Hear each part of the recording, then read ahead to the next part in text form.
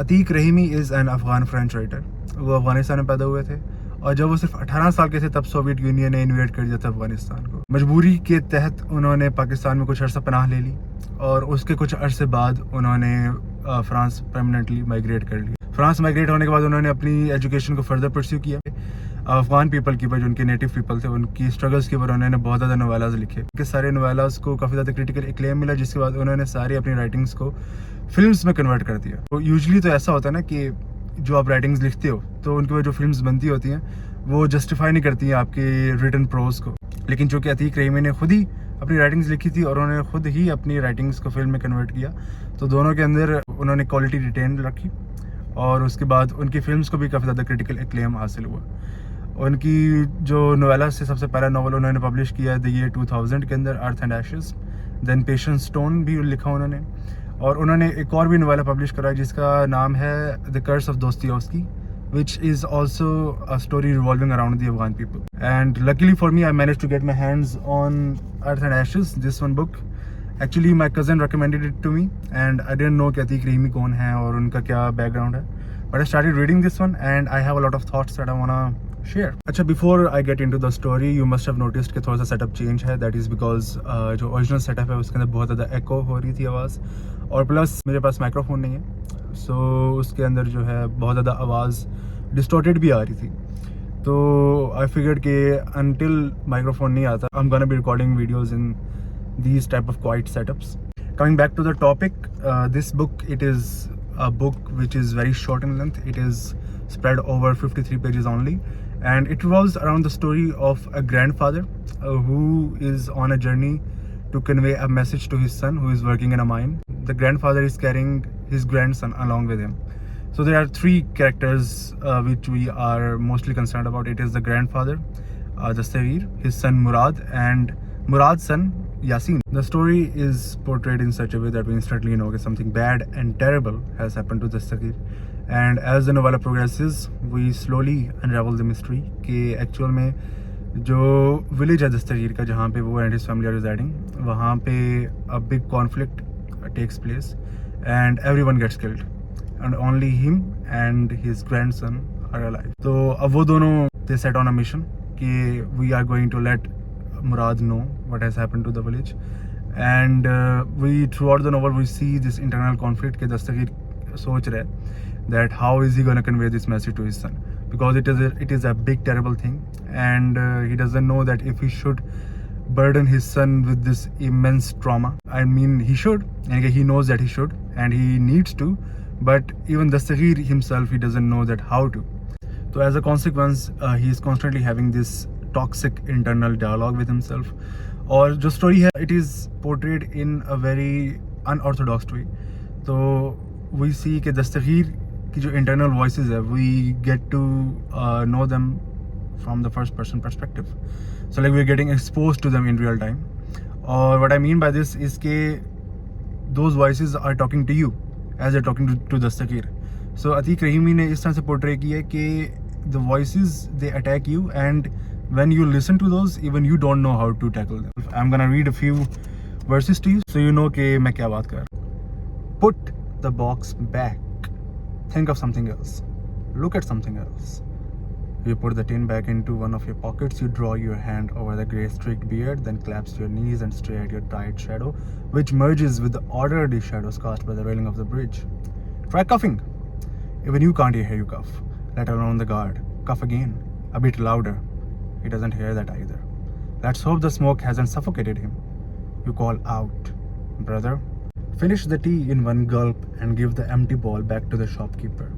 You pat your pockets, take out your box of Nuswar and put a pinch in your mouth. تو میں یہی بات کر رہا ہوں کہ the voices are real and they are in first person perspective. So it's like you are dealing with them yourself. Now as for the plot, let me continue. تو جو grandson ہے Yasin, he's actually gone deaf because of the high explosives and he doesn't hear anything and we get to know about his innocence, that he's so simple and innocent child he doesn't know that he has gone deaf. He thinks that the whole world has lost their voices and so he's like, grandfather, why aren't you speaking? And even though grandfather's lips are moving he still thinks that something has happened in the village, and that is why he's lost his voice, and everyone else in the world has lost their voices. So it's very heart wrenching and agonizing. And we see कि जो दस्तगीर है, he goes over to a guard, and the guard is not treating him nicely either, and he's struggling with everything in life.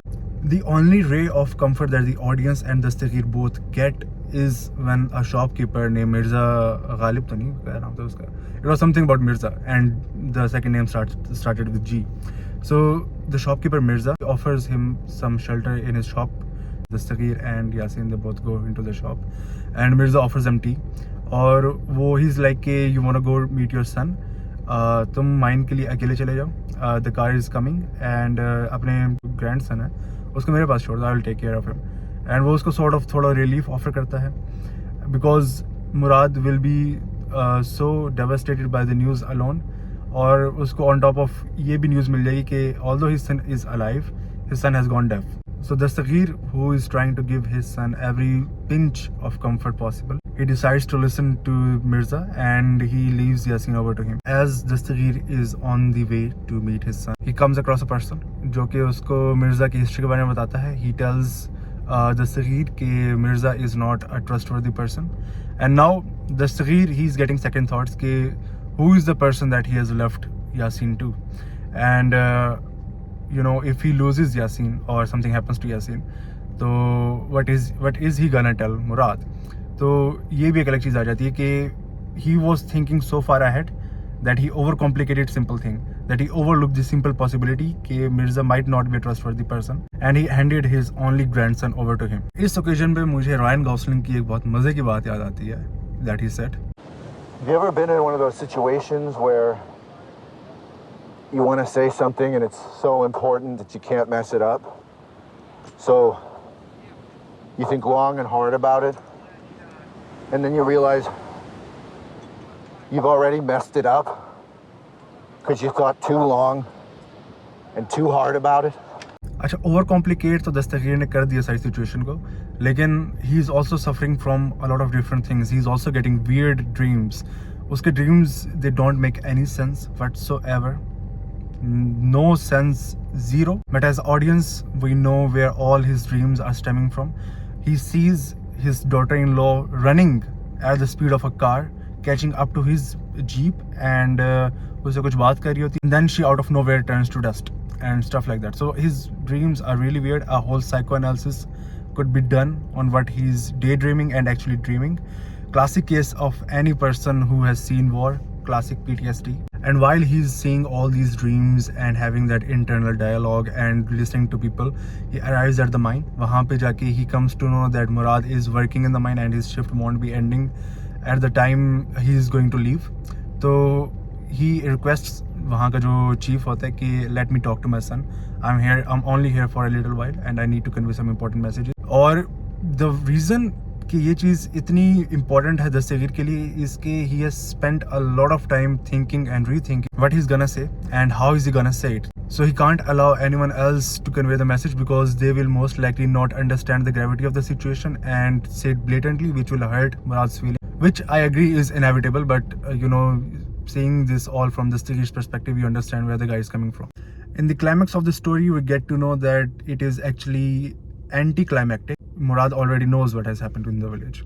He also knows that his father and his son both are alive, and so there is no purpose left in the Dastagir's life now, and which is a really interesting thing because the whole journey, it was the only purpose left in the Dastagir's life. And now that he knows that he wasn't able to fulfill his purpose as he imagined it to be, now he's basically aimless and he's walking back to the bridge where he left his son at the shop. And this is what's interesting about Rahimi's writings, is that his writings have an odd sense of optimism. Now we know that all of the catastrophe is hellfiring at Dastagir, but we also know that he had a sense of responsibility to tell his son Murad about what happened at the village. If not for his son Murad and this information, he would have stayed at the ruins until he turned to dust himself, which essentially what would have happened. But that did not happen. And now at the end of the novella, he is still walking because he has yet another purpose, to retrieve Yasin back from the shopkeeper. So these are a form of short-lived purposes that Rahimi is trying to educate us about, that in life you can have the biggest devastating diabolical disasters and yet you'll have some minor purpose that you'll need to fulfill, and that is what will keep you going. And this is one of the most characteristic theme of Rahimi, his characters, they are resilient and they survive no matter what. They are keen of not succumbing to the pressure of the external forces of life, and just like Dastagir, they have a sense of resistance to what comes their way. Resistance, memory, trauma, life, grief, war, family, communication, silence, societal critiques, alienation, the human condition, all of these are the major themes in this novel. And because this novella is so short that it will not take you even an hour to finish it up, so I would recommend, if you don't have anything substantial to do in your day, it is a really nice read for you to experience.